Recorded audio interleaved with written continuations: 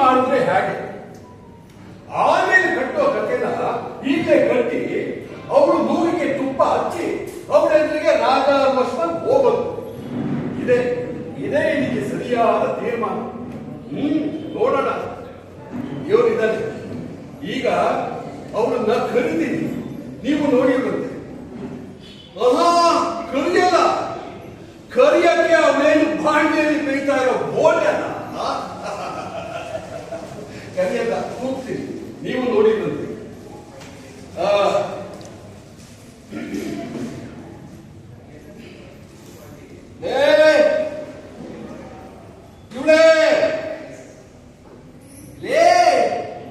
ಇನ್ನೂ ಒಳಗಡೆ ಸೇರ್ಕೊಂಡು ಏನೇ ಮಾಡ್ತಾ ಇದ್ಯಾ? ಸ್ವಲ್ಪ ಹೊರಗಡೆ ಬಂದು ನೀನು ದರ್ಶನ ಕೊಡೋದಕ್ಕಾಗಲ್ವಾ?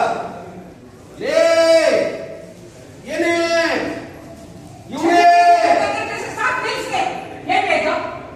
ಏನ್ ನಿಮ್ಮ ಆಗರಣ ಅಲ್ಲ? ಲೇ ಇವಳೇ ಬಾರೇ ಅಂತ ಏನ್ ಅನ್ಕೋತಾ ಇದ್ದೀರಾ? ಹೆಂಡತಿಯಿಂದ ಒಂದ್ ಜೂರನ್ನ ಗೌರವ ಇಲ್ಲ.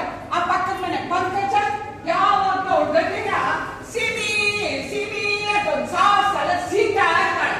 ಅವನು ಒಂದು ಜೊತೆ ಸೀತಾರೆ. ಹಾಗೆ ನೀವು ಅಪ್ಕೊಂಡು ಹೆಂಡತಿನ ಲೇ ಏನೇ ಬಾರೇ ಅಂತೀರ. ನಂಗೇನು ಹೆಸರಿಲ್ವಾ? ನಮ್ಮ ಅಪ್ಪ ಅಮ್ಮ ಸಾವಿರಾರು ರೂಪಾಯಿ ಖರ್ಚು ಮಾಡಿ ಊರವ್ರಿಗೆಲ್ಲ ಬುಂದಿ ಪಾಯಸ ಊಟ ಹಾಕಿ ನಾಮಕರಣ ಮಾಡಿ ಹೆಸರಿಟ್ಟಿದ್ದಾರೆ. ನನ್ನ ಹೆಸರು ಬೆಂಕುಬಾಯಿ ಅಂತ. ಬೆಂಕು ಅಂತ ಕರೆಯಕ್ಕೆ ನಿಮ್ಗೆ ನನ್ನ ಹೆಸರಿಲ್ವಾ? ಹೆಸರಿಲ್ಲ ಅಂತ ಯಾವನಾದ್ರು ಹೇಳಿ ಅವನು ಹುಟ್ಟಿದಾಗ ಅವನ ಜೀವ ಸಮಾಧಾನ ಮಾಡ್ಬಿಡ್ತೀನಿ. ನಿನಗೆ ಹೆಸರಿಲ್ವೇ? ಹೆಸರು ಅಷ್ಟೇ ಯಾಕೆ? ಗೋಧಿ, ಅವರೆ, ಉದ್ದು, ಬೇಳೆ ಅಷ್ಟು ನವಗ್ರಹದ ದೊನ್ನೆ ಕಡೆ ಶಾಂತಿ. ತಮಾಷೆ ತಮಾಷೆ ಕಡೆ ಇದೇ ಇಂಗ್ಲಿಷ್ ಜೋಕ್ ಅಂತಾನೆ. ಈಗ ನಿನ್ನ ಹೆಸರು ಹೇಳು, ವೆಂಕುಬಾಯಿ ಅಲ್ವಾ? ಅದು ನನ್ನ ಬಿಟ್ಟು ಹೊರಗಡೆ ಜನಕ್ಕೆ ಮಾತ್ರ. ಆದ್ರೆ ನನಗೆ ನೀನು ವೆಂಕ, ವೇಕಿ, ವೆಂಕು, ವೆಂ, ಕೌ, ಕಂ, ಕಹದು ಓಡಿಸ್ಬಿಡ್ತೀನಿ ನಿನ್ನ ಹೆಸರನ್ನ. ಈಗ ನೋಡ್ಬೇಕು, ನೀನು ಅಡಿಗೆ ಮನೆಯಲ್ಲಿ ಏನೋ ಕೆಲಸ ಮಾಡ್ತಾ ಇರ್ತೀಯ ಅಂತ ಇಟ್ಕೊ. ನಾನು ಎಲ್ಲೋ ಹೊರಗಡೆ ಕೆಲ್ಸಕ್ಕೆ ಹೋಗಿರ್ತೀನಿ. ಕೆಲಸ ಮುಗಿಸ್ಕೊಂಡು ಬಂದವನೇ ಮನೆ ಬಾಗಿಲ ನಿಂತ್ಕೊಂಡು ನಿನ್ನ ನಾನು ವೆಂಕು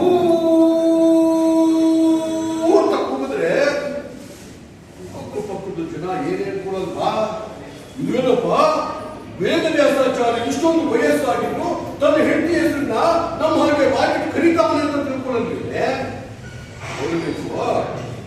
ನಾವು ಸಮಾಜದಲ್ಲಿ ತಗ್ಗಿ ಬಗ್ಗಿ ಬಾಳೋದನ್ನ ಕಲಿಬೇಕು. ಕಡೆ ಪಕ್ಷ ಸಮಾಜದ ಹೊರಗೆ ನಾವು ಸಂಭಾವ್ಯವನ್ನ ಕಾಣಿಸ್ಕೋಬೇಕು. ನಾವು ಮನೆಯಲ್ಲಿ ಹೇಗೆ ನಡೆಯುತ್ತೆ. ಸಾಕ್ರಿ ಸಾಕ್ರಿ, ನಿನ್ ಪುರಾಣ ಎಲ್ಲ ಹೋಗುತ್ತೆ. ರಕ್ತದಲ್ಲೇ ಬಂದಿರೋದು ವೇದ, ಆಚಾರ್ಯ ಹುಟ್ಟು ಗುಣ, ಹೆಸರು ಬೇರೆ ವೇದ ವ್ಯಾಸ ಆಚಾರ್ಯ. ಏನೇ ಇದು ಅಲ್ಲ ಕಡೆ? ನಿನ್ನ ಕಣ್ಣೆತ್ತಿಗೆ ನಾನು ಒಳ್ಳೆ ಗುಂಕಲ್ ತರ ನಿಂತಿದ್ದೀನಿ. ಒಂದು ಹೆಸರನ್ನ ಅದು ನನ್ನ ಎದುರುಗಡೆ ಹಿಡಿದು ಏನು ಭಯ ಪಡಬೇಡಿ. ಇಲ್ಲಿ ನಾನು ನೀವು ಇಬ್ಬರೇ ಇರೋದು. ನಿಮ್ ಹೆಸರನ್ನ ದಿನಕ್ಕೆ ನಾನು 1000 ಸಲ ಕರೆದ್ರು ನಿಮ್ಮ ಆಯುಷಲ್ಲಿ ಒಂದ್ ದಿನ, ಒಂದ್ ಗಳಿಗೆ, ಒಂದ್ ನಿಮಿಷ, ಒಂದ್ ಸೆಕೆಂಡ್ ಏನು ಕಡಿಮೆ ಆಗ. ಸರಿ, ಏನಿದು ಅವತಾರ? ಇದೇನಿ ಈ ವೇಷ ಅಲಂಕಾರ ಅಲ್ಲ. ಈಗ ರಾತ್ರಿ ಎಷ್ಟು ಹೊತ್ತಾಗಿದೆ, ಗಂಟೆ ಎಷ್ಟು ಉಂಟು ಗೊತ್ತಾ? ಇಷ್ಟೊತ್ತಲ್ಲಿ ಕೋಟು, ಬೇಟ, ಶಲ್ಯ, ಪಚ್ಚ ಪಂಚೆ, ಈ ಪಾಟು ಒಳ್ಳೆಯಲ್ಲಿ ಹಾಕೊಂಡು ಏನು ಇದು? ವೆಂಕ, ಬೆಂಕಿ, ಬೆಂಕು ಏನು?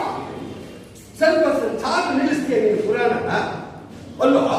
ಎಲ್ಲಿ ವರ, ಎಲ್ಲಿ ಪೂಜೆ?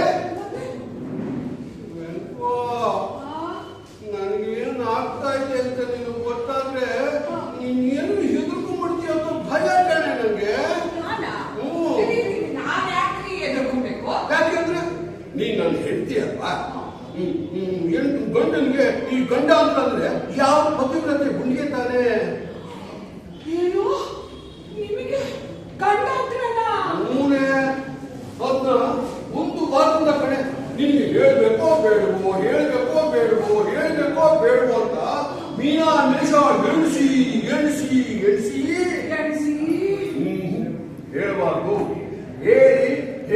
ಹೆಂಡತಿನ ಧಸಕ್ ಅನ್ನಿಸ್ಬಾರ್ದು ಅನ್ನಿಸ್ಬಾರ್ದು ಅಂತ ಎಷ್ಟೇ ಹರಿಯಾದ ಪ್ರಯತ್ನ ಪಟ್ರು ಕಡೆಗೆ ಆಗ್ಲಿಲ್ಲ ಕಡೆ.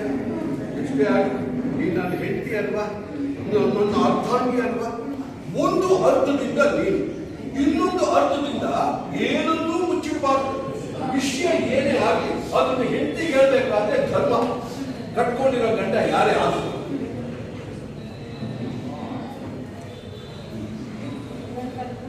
ಕಟ್ಕೊಂಡಿರೋ ಗಂಡ ಯಾರೇ ಆದ್ರು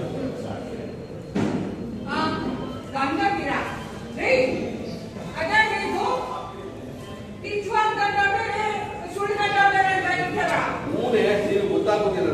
ಈಗ ಈಗ ಗಂಡಸು ಅಂತಂದ್ರೆ ಒಂದು ಹೆಣ್ಣಿನ ಕತ್ತಿಗೆಗೆ ತಾಳಿ ಕಟ್ಟಿದ ತಕ್ಷಣ ಅವನು ನಿಜವಾದ ಗಂಡ ಅನ್ನಿಸ್ಕೊಳ್ಳೋದಿಲ್ಲ ಕಡೆ. ಅವನು ನಿಜವಾದ ಗಂಡ ಅನ್ನಿಸ್ಕೋಬೇಕಾದ್ರೆ ಹೆಂಡತಿನ ಮನಸಾರೆ ಪ್ರೀತಿಸ್ಬೇಕು, ನೋಡ್ಬೇಕು. ಒಟ್ಟಿನಲ್ಲಿ ಅವನು ಅವಳನ್ನ ಅರ್ಧಾಂಗಿ ಅಂತ ಭಾವಿಸ್ಬೇಕು. ಈಗ ನಾನು ನಿಮ್ಗೆ ನಿಜವಾದ ಹೇಳ್ತೀನಿ. ಈಗ ನಿಮ್ಗೆ ಗಡ್ಡಾಂತರ ಬಂದಿದೆ, ನನ್ನ ಯಾಕೆ ಕರೆದ್ರಿ? ಹೇಳೋದಕ್ಕೆ ಕಡೆ